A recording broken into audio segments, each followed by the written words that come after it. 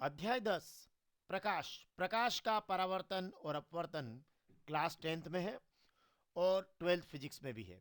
10th science 12th physics और पूरे अंक एक ही वीडियो में हम देने की आज कोशिश कर रहे हैं।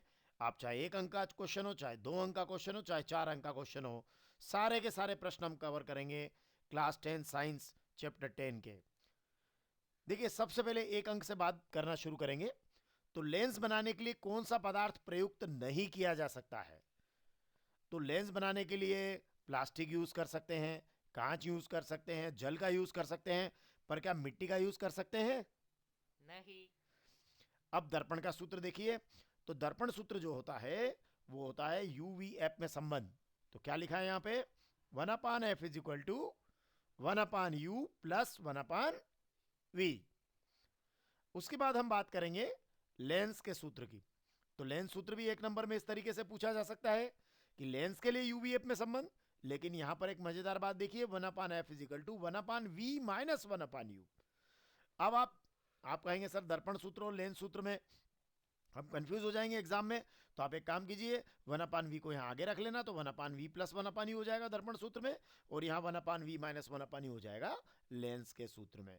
अब देखिए, किसी बिंब का, बिंब मतलब वस्तु, किसी वस्तु का अवतल दर्पण द्वारा बना प्रतिबिंब, मतलब अवतल दर्पण अगर किसी वस्तु का ऐसा प्रतिबिंब बना रहा है, कैसा? आभासी, सीधा और बिंब से बड़ा, मतलब वस्तु से बड़ा। अब आभासी भी बन रहा है, सीधा भी बन रहा है। अरे यार, अवतल दर्पण में तो आभासी और सीधा प्रतिबिंब केवल एक ही तरीके से बनता है ना? और वो बड़ा भी होता है। कहां पर होता है? जब वस्तु कहां होती है, बिंब कहां होता है?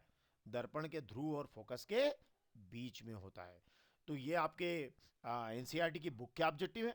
अब देखिए, किसी बिंब का वास्तविक तथा समान साइज का प्रतिबिंब प्राप्त करने के लिए, अगर आप किसी भी वस्तु का वास्तविक और समान साइज का प्रतिबिंब प्राप्त करना चाह रहे हैं, तो बिंब या वस्तु की उत्तल लेंस के सामने उसको कहां रखें? वस्तु को आप उत्तल लेंस के सामने कहां रखोगे? तो वस्तु को उत्तल लेंस के सामने हमें 2f दूरी पर रखना पड़ेगा, मतलब फोकस दूरी की 2 गुनी दूरी पर हमको रखना पड़ेगा। अगर आप यही दर्पण में पूछ लेते ना, अगर मान लीजिए अवतल दर्पण में पूछ लिया होता, तो हम कहते वक्रता केंद्र पर रखना पड़ेगा। अगर लेंस में पूछा है, उत्तल लेंस में, तो हम कह रहे हैं फोकस दूरी की 2 गुनी दूरी पर रखना होगा। अब लेंस की क्षमता किसकी व्युत्क्रम होती, बताइए? लेंस की क्षमता किसकी व्युत्क्रम होती है? लेंस की क्षमता बराबर होता है 1 बटे फोकस दूरी। तो ये फोकस दूरी की व्युत्क्रम होती है, और लेंस की क्षमता का मात्रक होता है डाईऑप्टर। बहुत इंपॉर्टेंट, लेंस की क्षमता का मात्रक डाईऑप्टर। अब देखिए, एक और जो आपका जैसे 1 नंबर में इस तरीके के छोटे प्रश्न भी आ सकते हैं कि जैसे किसी गोली दर्पण और किसी पतले गोली लेंस की फोकस दूरियां -15 सेंटीमीटर है, तो दर्पण और लेंस कौन से होंगे, बताइए? भाई, -15 सेंटीमीटर अगर फोकस दूरी है, तो क्या होंगे वो? दोनों अवतल होंगे। दोनों अवतल होंगे। कहां से पहचाना आपने? आपने पहचाना इस माइनस के चिन्ह से पहचाना कि दोनों अवतल होंगे। अब देखिए, किसी दर्पण से आप चाहे कितनी भी दूरी पर खड़े हो, आप कितनी भी दूरी पर खड़े हो जाओ, आपका प्रतिबिंब अगर हमेशा सीधा बन रहा है, तो वो दर्पण कैसा है? अगर प्रतिबिंब हमेशा सीधा बन रहा है, तो वो समतल दर्पण है, जैसे हम कांच के सामने खड़े हो जाते हैं। और वो उत्तल दर्पण भी हो सकता है, जैसे गाड़ियों की हेडलाइट, जो साइड ग्लास जो होते हैं गाड़ियों के, उसमें सीधा प्रतिबिंब भी बनता है पीछे से आने वाले ट्रक का। तो ये आपका उत्तल दर्पण भी हो सकता है। अब देखिए, यहां से अब 2 नंबर के प्रश्नों की बारी होती है कि प्रकाश का परावर्तन किसे कहते हैं। तो प्रकाश का किसी चमकदार सतह से टकराकर पुनः उसी माध्यम में वापस आना प्रकाश का परावर्तन कहलाता है। और परावर्तन के नियम, तो आप बोलेंगे आपतन कोण हमेशा परावर्तन कोण के बराबर होता है, और आपतित किरण, परावर्तित किरण और आपतन बिंदु पर अभिलंब हमेशा एक ही तल में होते हैं। तो ये क्वेश्चन अगर मान लीजिए 4 अंक में आया, तो परावर्तन किसे कहते हैं, परावर्तन के नियम लिखिए और चित्र बनाइए। तो ये 4 अंक में हो सकता है, और 2-2 अंक में आए तो ये 2 टुकड़े कर देगा, है ना? आगे बढ़ेंगे। दर्पण सूत्र किसे कहते हैं? तो बड़ा आसान उत्तर है कि गोली दर्पण में वस्तु की दूरी u, प्रतिबिंब की दूरी v और फोकस दूरी f में जो संबंध होता है उसे दर्पण सूत्र कहते हैं। तो 1/f is equal to 1/u plus 1/v, और ये आपका दर्पण सूत्र हो गया। जो अगर केवल दर्पण सूत्र के नाम सर आए, तो केवल मान लीजिए ऐसा है कि सूत्र लिखिए, तो केवल इतना लिखने पर भी 1 अंक मिलेगा। लेकिन अगर एग्जाम में दर्पण सूत्र के नाम से पूरा आता है, तो 2 अंक का क्वेश्चन ये बनता है। गोलीय दर्पण या लेंस का आवर्धन किसे कहते हैं? तो आवर्धन याद रखिएगा, हमेशा प्रतिबिंब की ऊंचाई और वस्तु की ऊंचाई का अनुपात होता है, कि वस्तु के सापेक्ष प्रतिबिंब कितना ऊंचा या बड़ा है, तो प्रतिबिंब की ऊंचाई और वस्तु की ऊंचाई का अनुपात होता है। चलिए आगे बढ़े। उस उत्तल दर्पण की फोकस दूरी ज्ञात कीजिए जिसकी वक्रता त्रिज्या 32 सेंटीमीटर है। तो फोकस दूरी बराबर होती है वक्रता त्रिज्या बटे 2, है ना, क्योंकि वक्रता त्रिज्या की आधी होती है फोकस दूरी। तो F is equal to R by 2, 32 बटे 2, ये 16 हो गया। और चूंकि उत्तल दर्पण है इसलिए प्लस का 32 रखना है और ये प्लस का 16 आएगा। अगर यहाँ अवतल दर्पण लिखा होता तो आपको माइनस 32 लिखना पड़ता और ये माइनस का 16 आता है, याद रखने वाली बात है। चलिए आगे बढ़ते हैं। अपवर्तन किसे कहते हैं?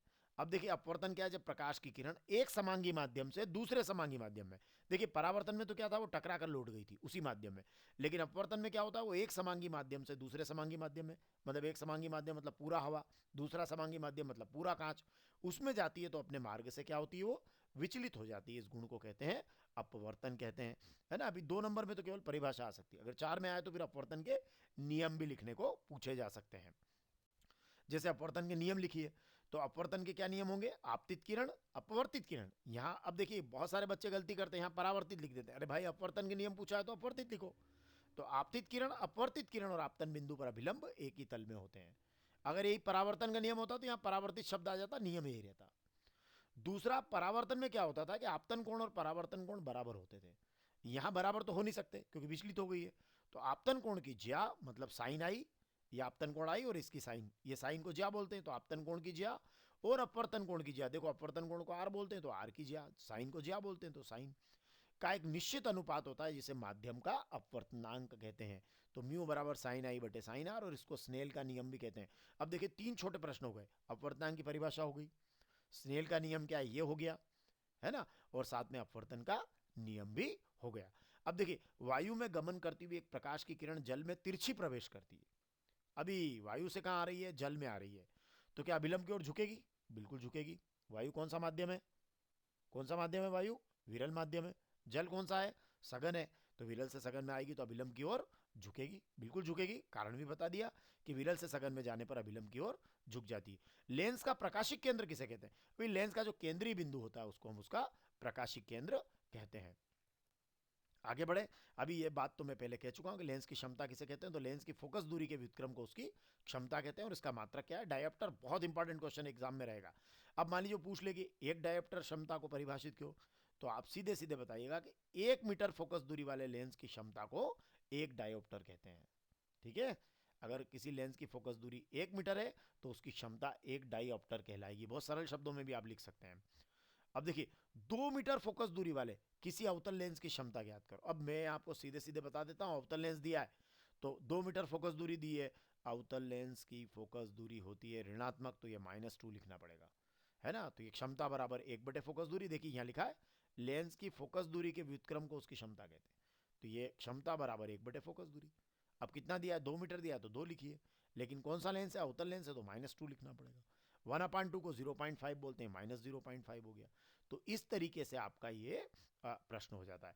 अगर आप चित्रों के अभ्यास पर जाएं तो आप अभ्यास कर सकते हैं, तो 2 नंबर में ये चित्र भी आ सकता है, और हो सकता है 4 नंबर में जब प्रश्न आएगा तो परावर्तन के साथ उसका पूरा चित्र आ सकता है कि एक आपतित किरण, एक परावर्तित किरण और एक अभिलंब डाल दीजिएगा और दोनों कोणों को बराबर कर दीजिएगा।